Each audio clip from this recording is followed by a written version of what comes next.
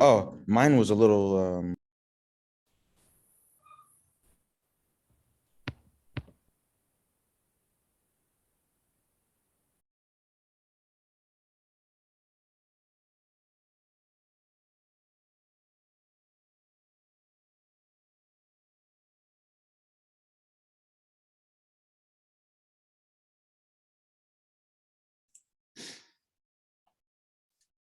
Okay, good morning, everyone.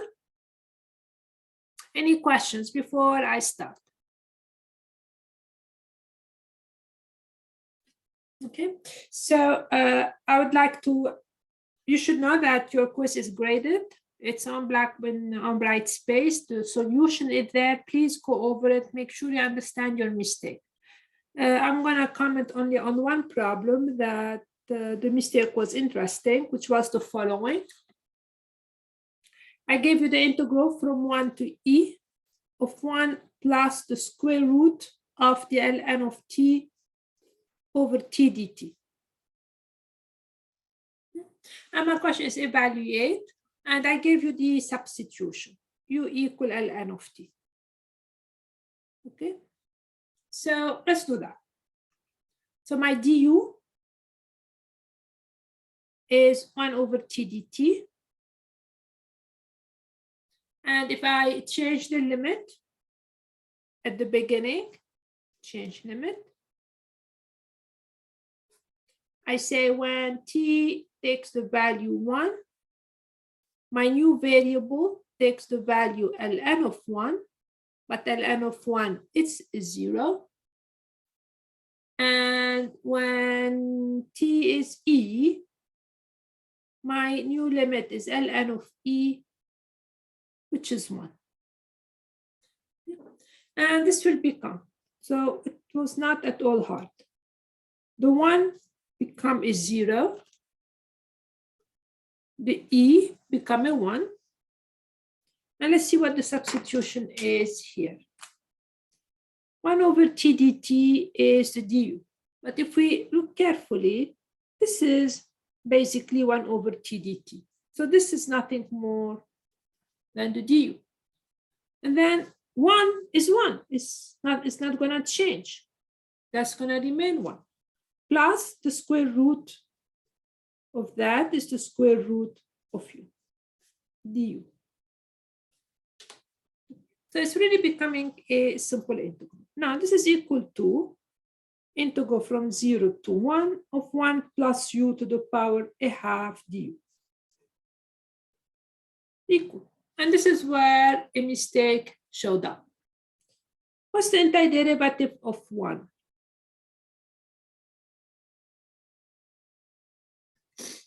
What's the antiderivative of 1? So the first question is, what's the name of my variable here? My variable is u. My variable in this new integral is u. So when you find the antiderivative of 1, it's going to be u. And some student here wrote t, which is actually not right, because in this new integral, u is a new variable. So the antiderivative of 1, it's a u, not a t, which is some of the mistake came now. Plus, antiderivative of that is 1 over a half plus 1, u to the power a half plus 1 between 0 and 1. And the rest is actually fairly simple. Any questions?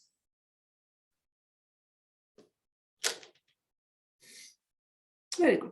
So today we're going to go back to section 6.2 and area between two curves.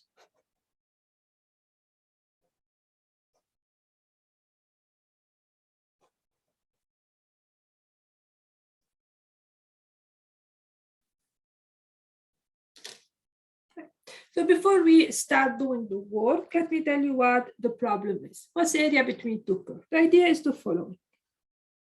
We have two functions. A function f, right here, and a function g. It has a certain graph. This is g. Okay, like this is like the upper curve. That's the curve from the top. That's the curve from the bottom. And this is point A, and this is the point B.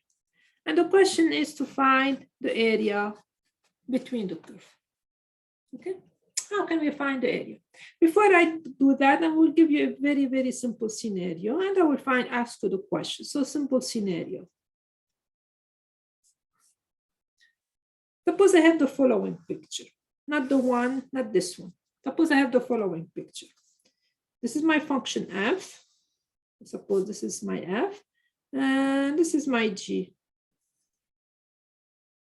This is A, and this is B. Very simple scenario. This is my F, and this is my G. And this is the region. What's the area in this simple scenario? Go ahead.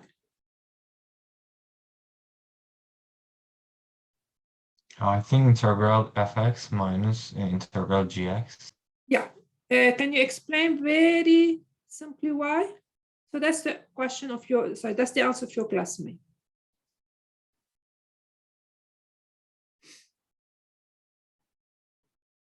Absolutely correct, because?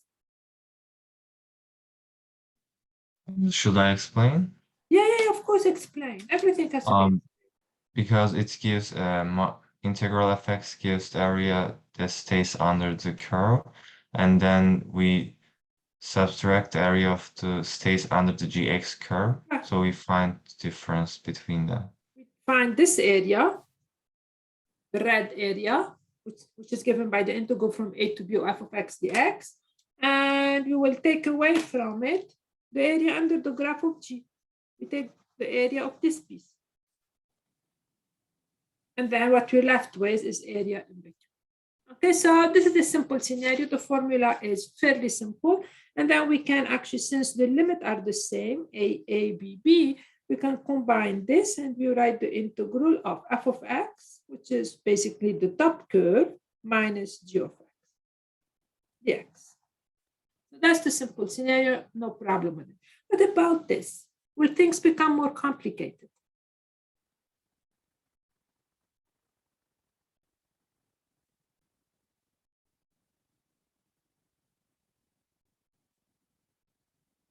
Is the geometry as simple in this case?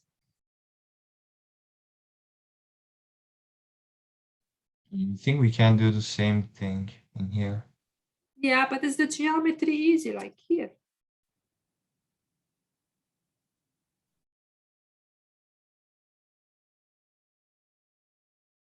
Integral over f will give me this region. When I take the integral of g is problematic because in this case, part of g is above the graph, part of g is below the graph. So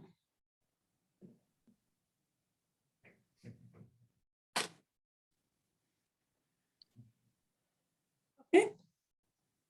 So since you guys cannot answer very easily, it means you have to do something about it. All right. So how are we going to find this area?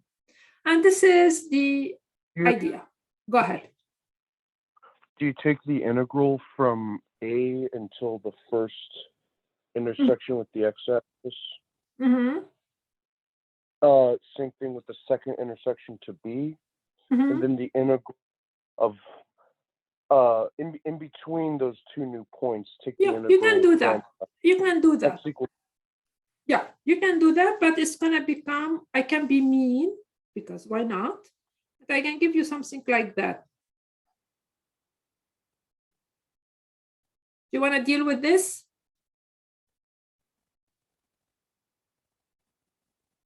See what I'm saying?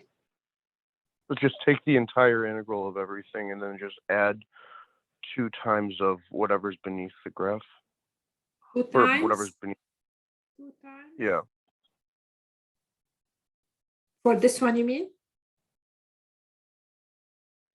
Oh, yeah. Okay, it's a bit complicated.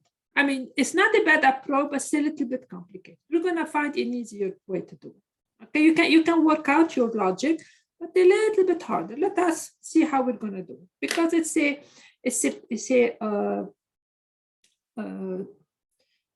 a way we're gonna do a lot of problems. So we're facing with a problem a little bit hard, not very hard. This section is actually fairly simple. and we want to find it. So the way we're going to compute the area is like this. We're going to take this region, and we are going to say, do the same principle we did to find the area under one graph. Remember, the area under a graph is the integral, because to find the area under the graph, we cover it with those rectangles. And the sum of the area of this rectangle is a Riemann sum. And the definite integral, by definition, is nothing more than a Riemann sum. So we're going to do something fairly similar here. This is a complicated region. So this is the idea. And then I will write it out. But now I just want to show you the picture. We're going to take this region and cover it with rectangle. So this will be my first rectangle. Because we know how to find the area of a rectangle, we're going to use that. And then I'm going to take another rectangle. And this is the width of each rectangle. It's going to be my delta x. Then a third rectangle. And I hope you see the picture now. And then the fourth rectangle. And I'm going to compute the area of each one of those. I'm going to cover it with rectangle. That's really going to be my the idea. And then I'm going to, those are the rectangles. I'm going to cover it. I'm going to find the area of each one of them. Each one of them. I'm going to add the sum of the area.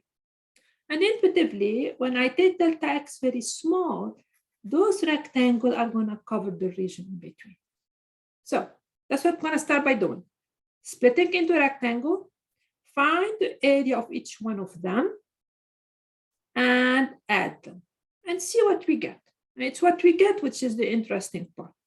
And the idea is that the more subdivision I take, the more the delta x is small, the more those rectangles are going to fill up the region. That's really will be the object. So we have to find an unknown quantity. We're going to approximate it by something we know. And this idea is going to carry us through the whole chapter 6, approximating what we don't know by something we know. Now, the math. So that's really what I'm going to do. Now I'm going to reproduce this picture again and find the area of each one of those and add them and see what we get. So let me do the setup.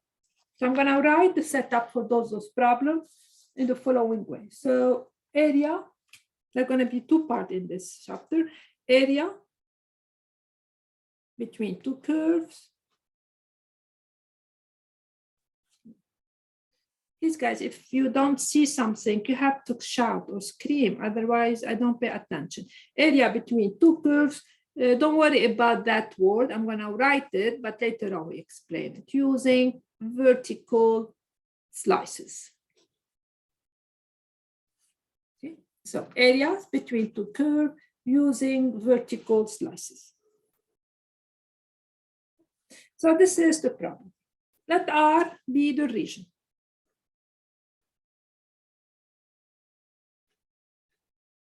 Be the region. Bounded from the top by the graph of f of x.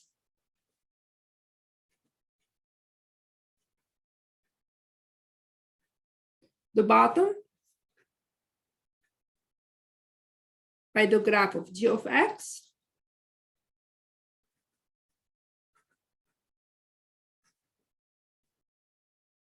And by the lines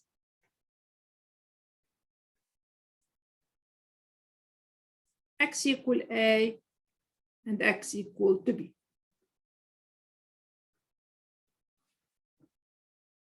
Goal is to find the area of R.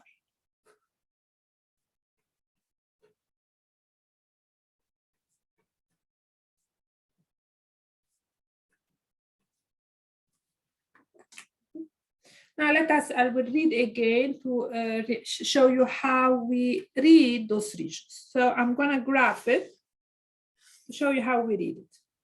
Let R be the region bounded from the top by the graph of f of x. Means I have a function here.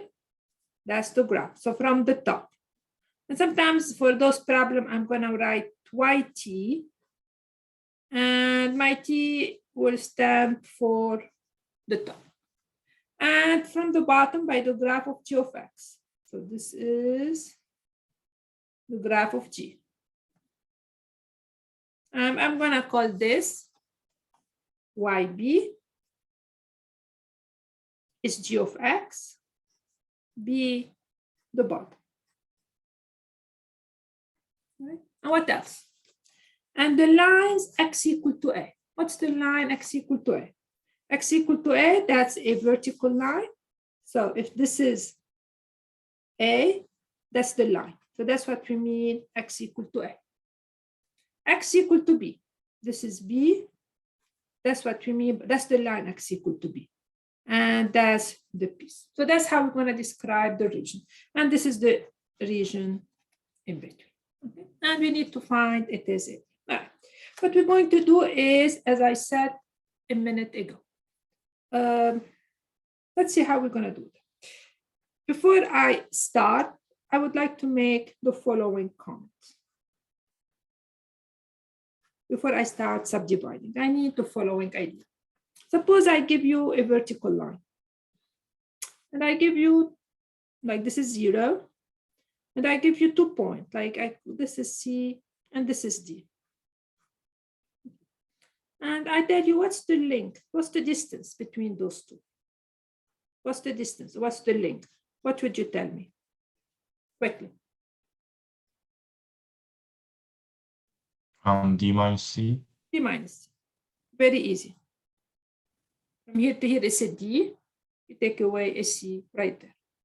Right? So it's from here to here minus from here to here. Now, let me see. I do the following. I put C here. I put 0 here. And I put D here. So this is, I'm using geometry, very easy.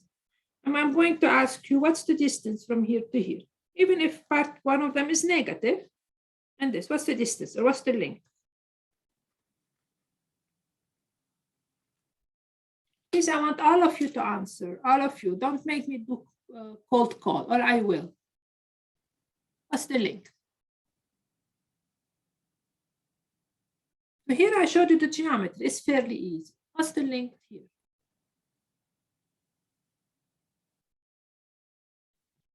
D minus C again. Because what? D minus C. Because. Because C is negative, but Yeah. we are looking for the length of C. Okay. So from here to here, that's D. Whatever D is, D3, 4, that's 4 units. What's the length from D plus what? C. No. Why not? Why I said no? How is C here? Because that's a 0. So C is what here? Negative or positive? Negative. Negative. Negative. So from here to here, what's the length? Let us say the C is minus 2. What's the length from here to here? Minus 2. No, it's the length. Can a length be negative number? No, it's positive. 2. Positive. So it's going to be 2. Right. So it's going to be positive 2. If this is minus 3, so it's going to be what? 3. 3. So it's going to be whatever C is negative, because my C is negative here. Somebody's writing absolute value. It's also correct. All right. So the length is going to be 2 plus minus C, not plus, which is again, as you guys said, D minus C also. Okay, so whenever you have a vertical line and you have 2 points on the vertical line, the distance between them is always the upper value minus the lower value. Whether the upper value is, whether those values are positive or negative, it doesn't really matter. It's always the upper value minus the lower value. The upper minus the lower. Even if one of them is negative, it doesn't really matter because the length from here to here is minus C. So I still have D, but you're not adding the C to it, you're adding the minus C. Because if it's minus 3, you're adding minus 3, which is the positive 3. If this is minus 4, you're adding 4, which is minus of that. Okay. Now why I'm bringing this up? Because of the following. That's crucial. Crucial. Whenever you find a distance between 2 points, it's always the upper value minus the lower value, regardless whether they are positive or negative. It doesn't really matter.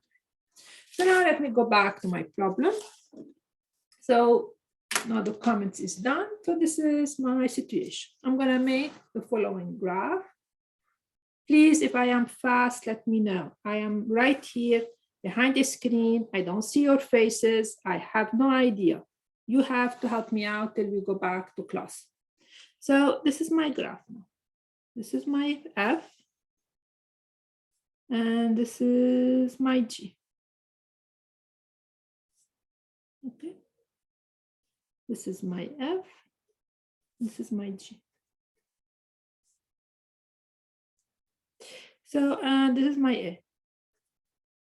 And this is my B. Now I'm going to split this into pieces and find the area of every piece.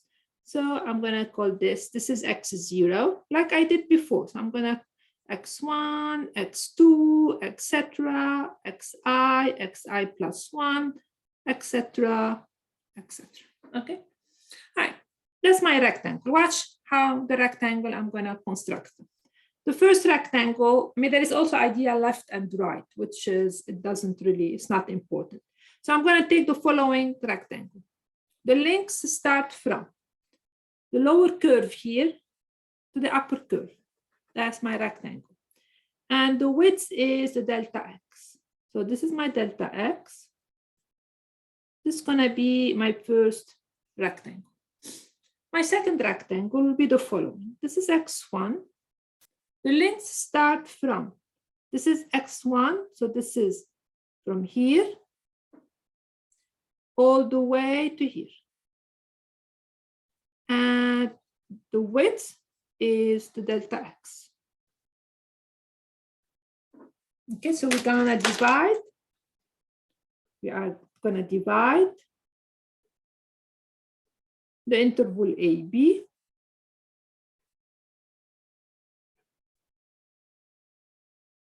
into n equal subinterval. Subintervals. And we call delta x the length of each one of them, which is b minus a over n. Okay. And now my third triangle, sorry, my third rectangle. This is x3. It starts from the bottom here, which is right there, all the way to the top. And that's my delta x. And then this is my rectangle. And I'm going to cover it like this, on and on and on. But it's boring to do all of them because you guys understand the picture. So in general, that's my rectangle. So I'm going to call this piece here xi because we keep going. And my rectangle, it goes from the bottom here all the way here. This is my delta x.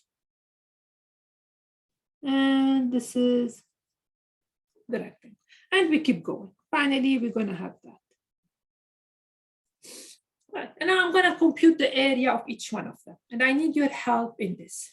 I'll focus on the first rectangle. I'm going to call this R1. The first, I'll call this R2, the second rectangle. Now, what's the area of that rectangle? What's the area? To find the area, I need the length and I need the width. The width is what? Now, I need answers. What's the width of the first rectangle? Please be quick. What's the width? Means from here to here. How much is that?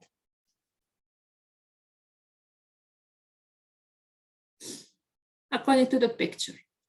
Delta x, absolutely. From here to here, that's the delta x. What's the length from here to here?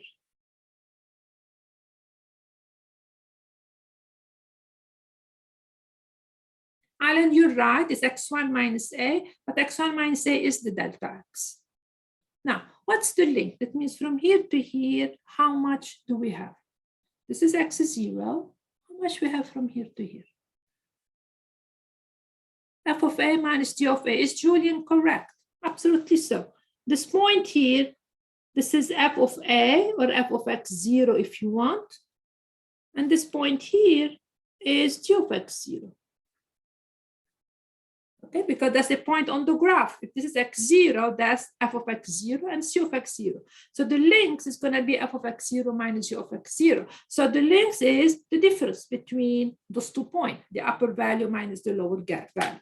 So the area of R1, so this is my R1, area of R1 is the length, which is f of x1, 0, sorry, minus g of x0, times the delta x. That's the area of this little piece. All right. What about the area of R3, for example? What's the area of R3? Or, yeah, or R2. That's the R2, actually. What's the area of R2? It's the length times the width. What's the area? What is the width? The width is my little delta x. What's the length from here to here? This is x1. This point here is f of x1. That's f of x1. This point here is g of x1. So the length is again going to be f of x1 minus g of x1, that's going to be the area, that's the length, times the width, which is delta x. Okay, so the area, that's R2. That's the area. And so now the area of R1 is f of x0 minus g of x0, which is the length times the width. The area of R2, that's the point x2 down here. Sorry, that's x1 down here. So this point is f of x1, this is g of x1. So it's the length times the width. If I do R3, the picture will be repeating itself. It's the value at x3 minus the value of g at x3, which is going to give me the length times the delta x. So what we are going to say, we're going to say the following. Instead of finding the formula for every rectangle, why don't we take what we are going to call a typical rectangle or a representative rectangle, one that represents all of them. Instead of finding the formula for this, the formula for that, the formula for that, let me find the formula for one that represents each one of them by itself, and then do the work. So right here, I'm going to redraw the picture. And that will be the last step of my analysis. And then the rest, we will figure out the formula. So I'm going to basically repeat the same picture. And this time, I'm going to say the following. This we write here, typical rectangle, that you're going to hear a lot me talking about. Typical rectangle. Which means that instead of drawing each one of them, I will focus on one. I'm going to call this xi, and I'm going to draw the typical rectangle that is going to cover my curve. This right there.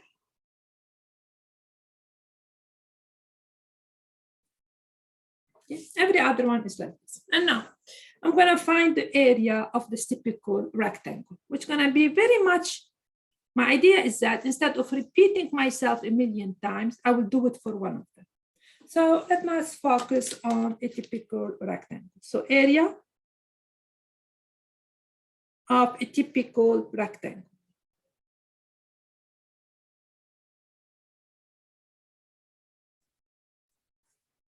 Now, first, to find the area, I need the length of it, the width of it, and finally the area. All right. Now I'll take you back to the picture and you guys help me out. What's the width of this typical rectangle? What's the width? It means from here to here, how much do I have? So I repeat, instead of doing it for everyone separately, I'm picking a representative one and do once instead of repeating myself. The width is the delta x. So that's the width of a typical rectangle. Now, what is the length from here to here? This is f of x, this is g of x. What's the length of a typical rectangle? What's the value up here? What's the value up here? And what's the value down here? This is xi. So this point, we call it xi. And this is the point on the curve that corresponds to xi. So this value here is the value of the function f at xi. The value here is the function g at xi. I don't care whether 0 is between or not. So the length from here to here will be f of xi minus g of xi. Okay, that's the length. That's a typical one. And we kind of know, I mean, that's the pattern, of course, is repeating itself, but I don't want to do it like a million times. I want to do it once as to find the general formula. So the length of every typical rectangle is f of xi, that's the top curve, minus the lower curve. That's the length. So every typical rectangle will have for area times the delta x.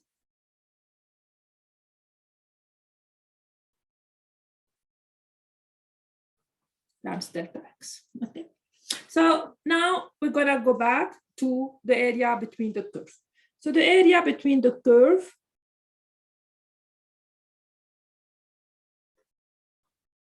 is almost equal to, notice that I'm approximating it by the area of R1 plus area of R2 plus area of R3 plus. So now I'm approximating it with the sum of the area. So it's area of R1 plus area of R2. So we're doing an approximation plus dot area of Ri, which is the typical one, plus dot area of Rn. Okay, that's now we're approximating the area of R by the sum of the area of this rectangle, which is equal to, now let me write each one of them. The area of R1, according to my picture, is the value of the function at x0, the top curve times the delta x, plus area of R2, the value of the function at x1, the top one minus the lower one, plus, etc. The typical area, the area of a typical rectangle, is the value of the function at xi minus g of xi times delta x. So we're doing a real approximation. And the last one is f of xn minus g of xn times the delta x. Actually, this should be, if you are very careful in the picture, that's xn minus 1 minus g of xn minus 1 times delta x. Okay, so we're adding the area of the rectangle. So in sigma notation, this is going to be the following sigma. That's my delta x. What goes inside is f of xi minus g of xi, that's the sum, I going from 0 to n minus 1. And we are almost at the end. So the area of R is almost equal to this. But now, the larger the n gets, the more subdivision we get. Means the more I let n large, if I take 100 subdivision, 1000 subdivision, I'm gonna get closer and closer for the area of R. But if we look at this sum very carefully, does this remind you anything? Does this remind you a sum that we've seen? something delta x.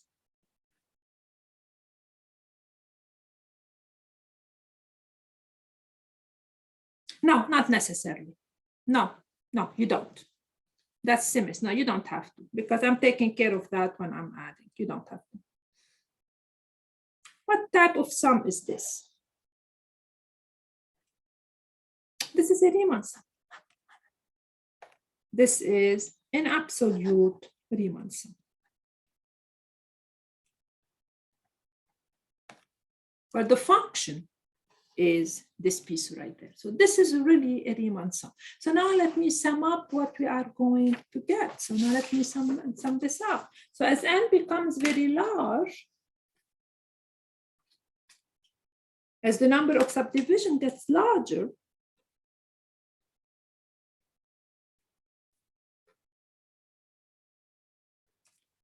the Riemann sum becomes close to the actual area.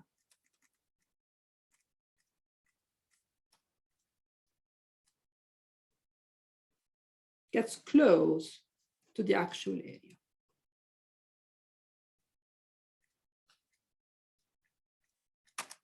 So finally, the area of R is nothing more than what happened to those sums. So I understand my sum. My sum are the sum of the area of those approximating rectangle. I equal 1 to n minus 1. I'm at I equal to 0. To what happened to those Riemann sum when the number of subdivision become very large. That's the area of R. Okay. Now I will use the definition of the definite integral to rewrite the sum. But in terms of integral, what does the sum is? So if we remember very well, this is nothing more than the following definite integral. Now I'm using the definition of the definite integral of f of x minus g of x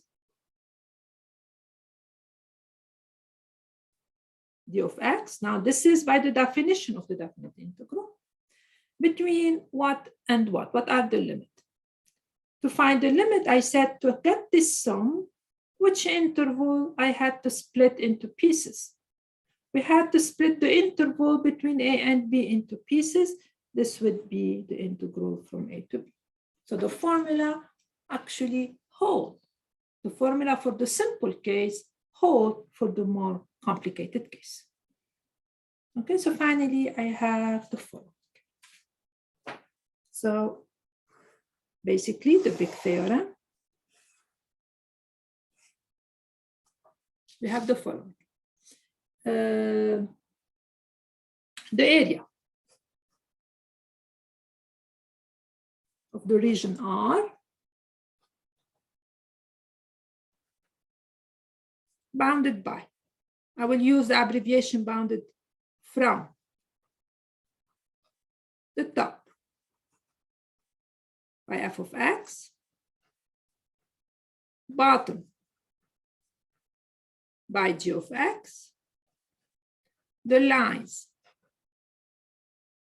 x equal to a, x equal to b is given by the area equal the integral from a to b of f of x minus g of x dx. Where to be very precise, my f was my top curve and my g was the bottom curve. Okay, so even it was the simple case, you guys were able to find it immediately, but when I gave you at the beginning of the lecture, and I gave you a little bit more complicated case, it wasn't easy to see the geometry. So for this reason, what we are going to do is whenever I have a hard problem, I'm going to actually start to split it into easier problem and see what I can do. All right, any questions?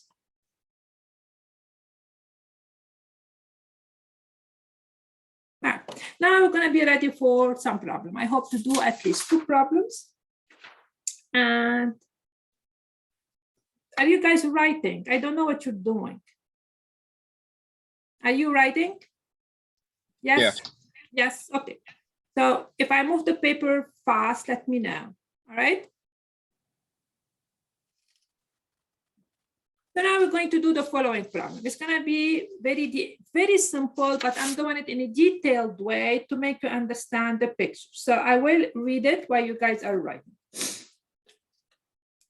Find the area of the region bounded by the graph of y equal e to the x, y equal x minus 1, and the lines x equal 0 and x equal to 2. Notice here, I'm not telling you what's the top or what's the bottom. That's something we have to figure out. And I wanted to do the problems by following the given step. So I'm making you redo what I just did, so you understand it. Okay, I want to do the problem using the following steps. First, sketch the region. Has to be done all the time, whether I tell you or not. 2, draw a typical rectangle. That now I will explain again what I mean by it and find its area. Means we're going to draw one of them and see what's the picture.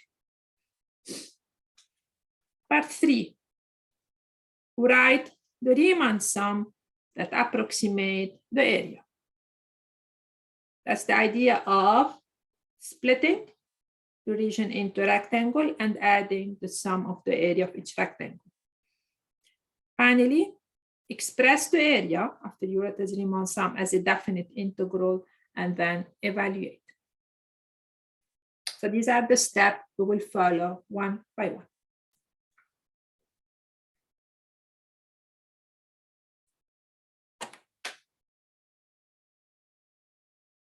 Okay. Did you guys write this down?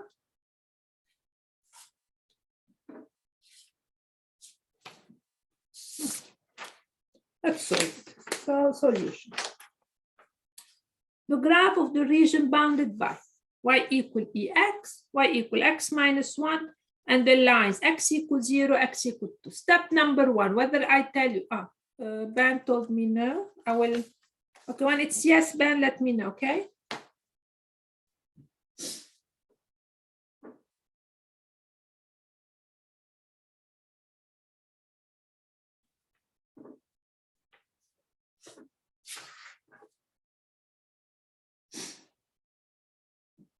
Ready? All right. So first we're going to sketch the region. All right, let's sketch it because I really have no idea what those curves are. So this is here. Okay, y equal ex. Now I expect you to know how to sketch y equal ex. It's at x equal to, this is a 1. And y equal ex, keep going. I mean, it starts from here actually. That's y equal ex. X minus 1, that's a line, the intercept at minus 1. So this line is going to start right there. That's the line, and it keeps going. And it will hit here 1. Because x minus 1 equal to 0, this is a 1. So these are the curves. The lines x equal to 0. X equal to 0 is the y-axis. That's x equal to 0. That's my first line. X equal to 2, this is 1, so this is 2. So here, this is x equal to 2. All right, so that's my region in between. So that's really the region in between. So now I drew the region. I know that my top curve is going to be the exponential. So I immediately can know which one is my top curve. And my bottom curve is right here. It's the line x minus 1. Okay, so I drew my picture and I drew the region. Second, draw a typical rectangle and find its area. What do I mean? The idea is, as I said before, we're going to approximate it with the sum. But I don't want to compute the area of every one of those. It just doesn't make sense. So I'm going to take a typical. What do I mean a typical one? Beginning point, not the beginning and not the last one, and call it xi. And this is the xi plus 1 if you want. And then you take this a typical rectangle. Watch how I draw it. The rectangle that's going to cover the region start from the bottom curve to the upper curve. That's what I mean by the typical rectangle. The width is the delta x. That's a typical rectangle. That's what I mean by it. And the idea is I will cover the whole region with rectangles like this. Now I need to find the area of that. To find the area, I need the length and the width. The length is from here to here. That's the length of it. So what's the length? If this point, I call it xi, this is the value of the top function at xi. And if I call this xi, so this is the value of the bottom function. So the length is the value of the top function at xi minus the value of the bottom function. So I will write this here clearly. So length, actually, why not here? So 2i. Length of typical rectangle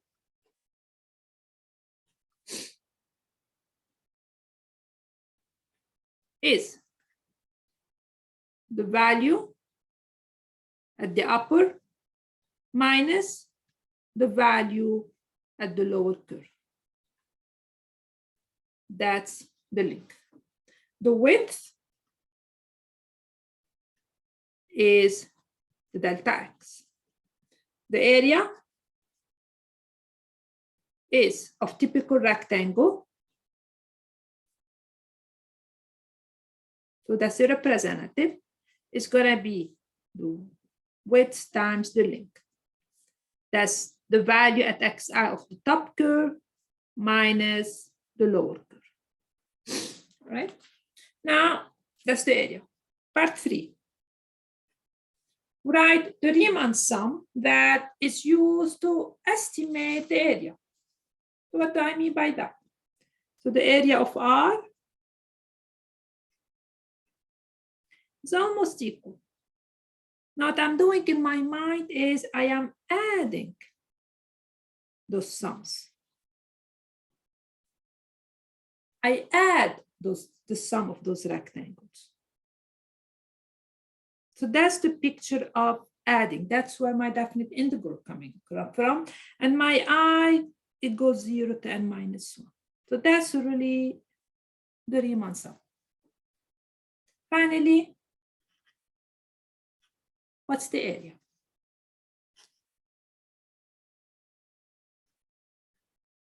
The area is actually what happened to those sums when the number of subdivisions becomes more and more and more.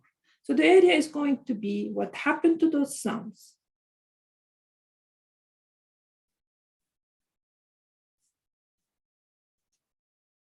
so this is my function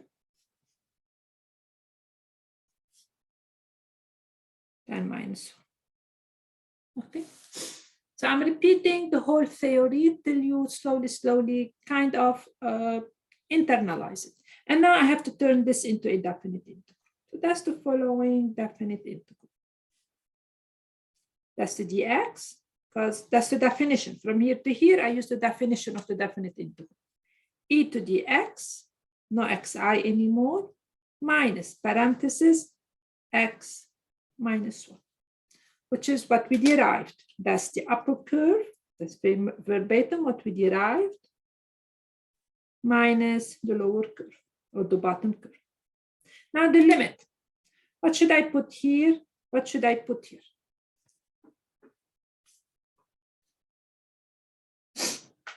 Anybody? To find the limit, you ask yourself the following question. If I want to cover this whole region with those little rectangles, which interval I need to divide into pieces? I need to divide the following interval from 0 to 2. That's the interval I need to split into pieces to cover the whole region. That's how you will define every time the limit from 0 to 2. Okay. Now the rest is integrating, which is not hard in this case. So that's the integral from 0 to 2 of ex minus x minus minus plus 1 dx. So that's a fairly simple integral here. There is nothing hard. So that's ex minus a half x squared plus x between 0 and 2. And if you do the math, which is fairly simple, you get something like e squared minus 1. You do the work, all right?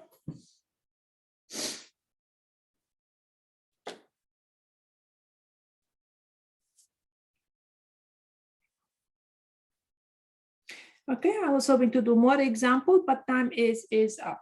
Now, I did this problem with a lot of details, not because the formula is hard. The formula is fairly simple, but it's a technique. What we're doing in this chapter, which is simple section, is a technique that we need in the next 3 sections. So I'm using this as to get you ready to what the way of thinking we're going to be do after that. All right. Any questions? So tomorrow, of course, we're going to do a lot more problems, a little bit harder than that. For now, as I told you last week, your problems are on my lab. So they are not in the content area anymore. It means the problem for tomorrow that you should be able to do some of them. Page up, page down. Yeah. Okay. So the problem for tomorrow are on my lab. Get started on them. The way I work my lab is as follows. The homework are due Friday at 11:59. However, if you wait till Friday to do the homework, you're in trouble. My advice to you, and that's what happens every year, you guys, whatever I assigned for today, do it for tomorrow. You may stumble. You may have difficulties. That's not really, I don't really care about that. When we meet in class tomorrow, you ask me about the difficulties you have. I will solve them, and this will give you an idea how to fix the problem I assigned. So please, for those who did not get MATLAB, get my lab, get my lab, the homework is there. It's not on content area. All right, any questions? All right, remember that I have office hours. If you guys have any questions, please show up. You're not showing up to my office hours, please use this time. Okay. All right, the class is done. Anybody has any question, you guys can stay and ask.